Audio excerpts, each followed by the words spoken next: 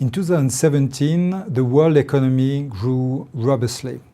What we have observed throughout the years is first that growth forecasts have been revised upwards. We have also seen that manufacturing cycle has been the main drivers of the global recovery, and global trade actually has improved as well. On the labor market, we had also good data. Unemployment has gone down, and employment data has been overall positive. And in the meantime, inflation remained very modest. So in other words, 2017 has been a very good year. Sehr schön.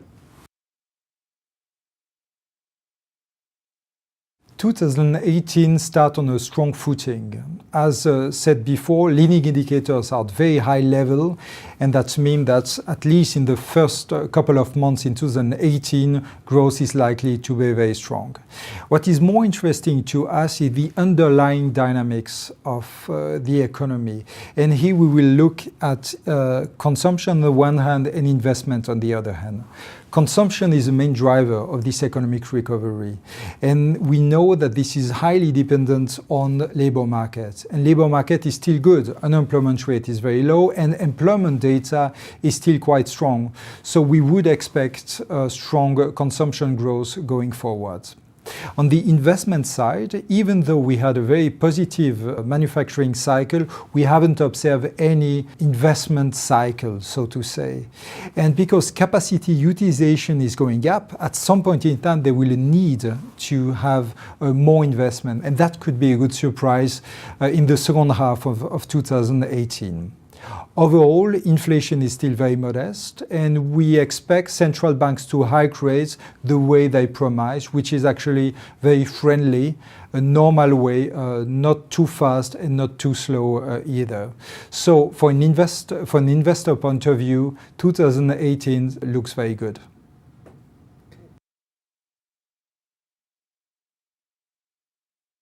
We do see three key risk to our scenario. The first one has to do with the US cycle.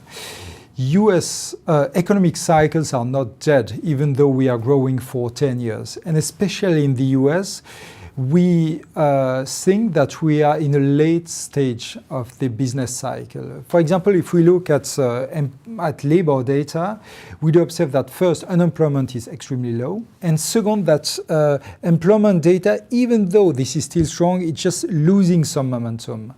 And the third element we look at is also about the yield curve. We do observe that the yield curve has flattened, and this is a typical behavior that we do observe at the end of a business cycle. So this is definitely a risk we have to look at, especially in an environment when everyone is very positive. The second risk is about wage inflation. We do observe for about 12 to 14 months in Europe and in the US some wage inflation pressure. And if this materializes, this will force central banks to revise their inflation scenario and probably also to hike sooner and maybe even more faster the interest rate. That will create a shift in the whole yield curve, which will have negative effects, a sort of repricing on all fixed income space, and could also put under pressure all the fragile peripheral countries in Europe, for example, Italy. Finally, the third risk is about the Chinese financial system. In the last 10 years, China did very well, but the reason for growth has been come from two reasons. First, there have been a huge credit impulse to the non-financial corporate sectors, on the one hand, that boosted growth. And on the other hand, there have been also a huge increase in house prices, especially in major cities. But now credit has become debt, and debt level has stabilized. And as far as house pricing is concerned, we observe the same kind of pattern. So house prices went up, and now they stabilize. So it means that the growth contributors of yesterday are probably the threat of tomorrow.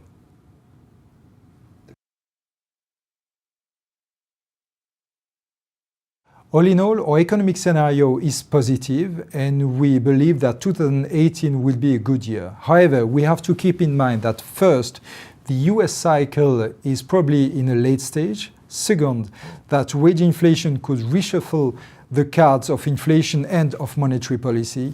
And third, that the Chinese financial system is very fragile. Thank you very much and goodbye.